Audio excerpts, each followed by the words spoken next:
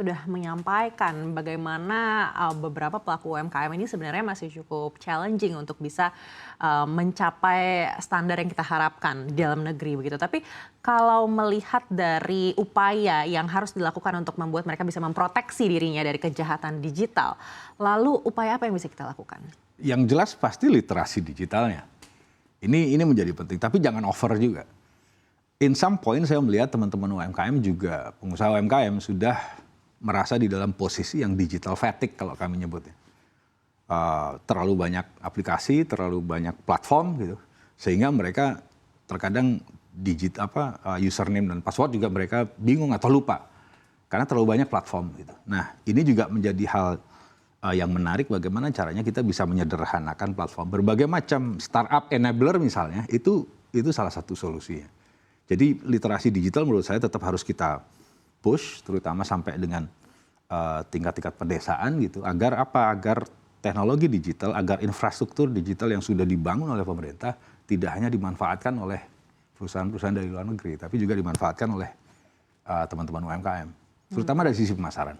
Baik, UMKM naik kelas ini kan menjadi yang selalu kita harapkan, tapi tantangannya sebesar apa di belakangnya? Apalagi mungkin Smesco sudah melihat lebih rinci lagi ke akar-akar permasalahannya. Ini juga sudah disebutkan berkali-kali oleh Pak Menteri Maman sama Pak Wakil Menteri Pak Helvi bahwa ada dua hal. Yang pertama adalah bagaimana kita bisa memberikan akses pembiayaan permodalan yang lebih aksesibel untuk teman-teman pengusaha UMKM dan akses pasar. Gitu. Kita akan sangat fokus di dua itu, termasuk dari sisi Smesco, bagaimana selama ini kan kami menjadi sayap dagang Kementerian UMKM. Nah, kita akan memperbesar fungsi Smesco menjadi sayap pembiayaan, gitu, agar kita bisa terjun langsung lah ke dalam ekosistem pembiayaan dan tadi bagaimana menolong teman-teman UMKM biar bisa naik kelas. Tetapi sebetulnya Mbak Aneka adalah gini. Struktur pengusaha UMKM kita, struktur kondisi UMKM kita adalah mikro ini banyak sekali. Mikro itu 98% dari total usaha. Ada sekitar 63 juta kalau tidak salah, itu pengusaha mikro.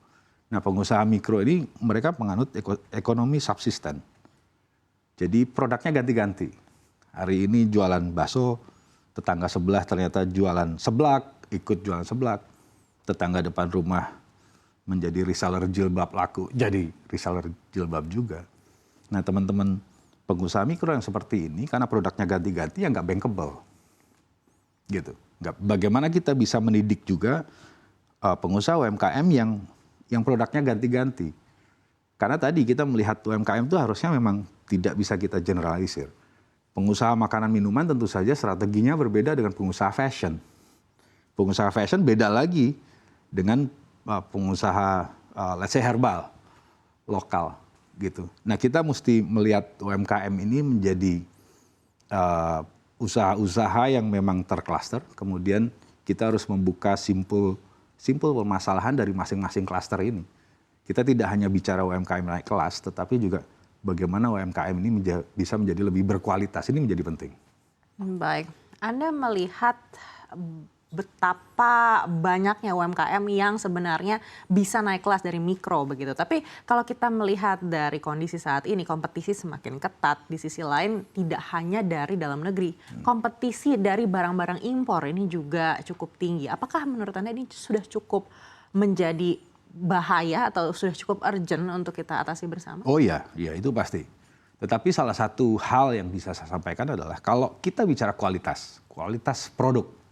Saya sudah menanyakan ke banyak teman-teman UMKM, kualitas produk kita mampu bersaing. Yang tidak boleh itu kalau ada dumping harga.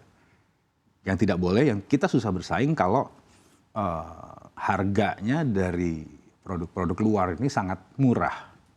Gitu. 2 tahun yang lalu saya menemukan misalnya produk jilbab, itu ada yang dijual di salah satu platform ternyata harganya 20.000 dapat 4. Artinya satu dijual Rp5.000.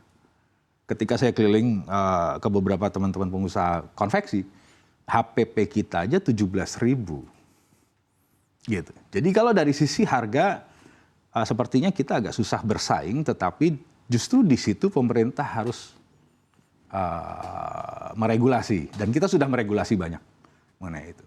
Nah, kalau dari sisi kualitas kita mampu kok bersaing. Saya tidak khawatir banyak kalau dari sisi kualitas. Baik, bagaimana dari segi rantai distribusi? Apalagi belum lama ini kita juga mendengar salah satu aplikasi asal China ini katanya mampu untuk melakukan pemotongan rantai distribusi yang membuat harganya ini relatif bisa lebih murah dibandingkan dengan kompetitor. Sekali lagi kalau kita bicara harga lebih murah, gitu, memang tadi berhubungannya dengan rantai distribusi. Kita agak susah bersaing memang. Tapi kalau kita dari sisi kualitas kita bisa bersaing. Itu artinya kita harus punya strategi yang khusus misalnya untuk produk-produk kita yang berkualitas. Di dunia market produk artisan, custom product, sepatu boots, jewelry, kemudian perhiasan yang biasa dipakai, barang-barang yang dulu dari silver misalnya, yang dibuat custom, itu kita banyak dijual di luar negeri. Dan kita sangat unggul di situ. Gitu. Dan rencananya kita mau push itu banyak juga untuk produk untuk pasar luar negeri. Saat ini Smesco sedang merumuskan strategi bagaimana caranya agar teman-teman pengusaha UMKM ini bisa ekspor. Kita akan konvoy, jadi kita akan bidik satu negara yang dekat-dekat saja dulu misalnya. Kemudian kita kerjasama dengan salah satu platform, kemudian kita konvoy sama-sama gitu. Bidik satu negara ada 20 UKM. Sama-sama kita berusaha masuk negara itu, tetapi juga negara ini harus secara logistik ya, secara logistik kita juga harus punya keunggulan karena salah satu kesulitan teman-teman UKM untuk ekspor ini adalah logistik, dan ini sudah menjadi permasalahan lama. Nah, kita mau latihan dulu nih tahun depan dari Smesco ada 20 UKM yang sudah kita list, produknya bagus-bagus semuanya.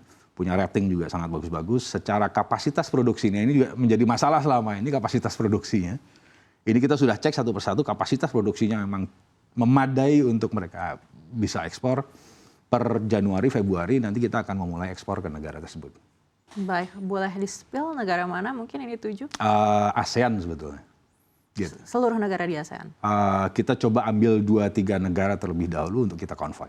Tidak bisa banyak-banyak juga sebetulnya, karena kan konvoy ya bareng-bareng gitu. Jadi kita bidik satu yang punya demografi yang hampir sama dengan kita, kemudian kita bareng-bareng bidik sana. Baik, dan apakah ini artinya support yang akan dilakukan Smesco untuk proyek tersebut ini sampai ke pemasaran di negara tersebut dan juga mungkin kerjasama dengan pemerintah yang ada di sana? Kerjasama pemasaran tentu saja iya, karena tugas Smesco adalah membuka akses pasar. Market intelligence kami buka. Bekerja sama dengan platform ini kami mempermudah semuanya. Tidak hanya bagaimana pemasarannya atau promosinya, tetapi juga logistiknya. Kalau kita bisa promosi tapi logistiknya terhambat juga percuma.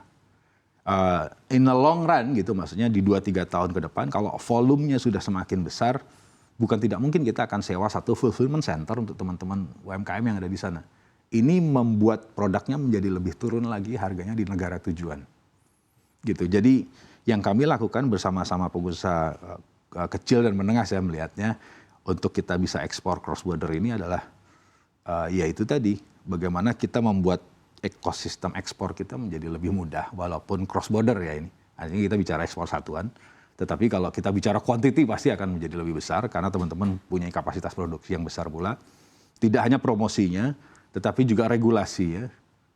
Produk-produk ini kan harus fit di negara tujuan.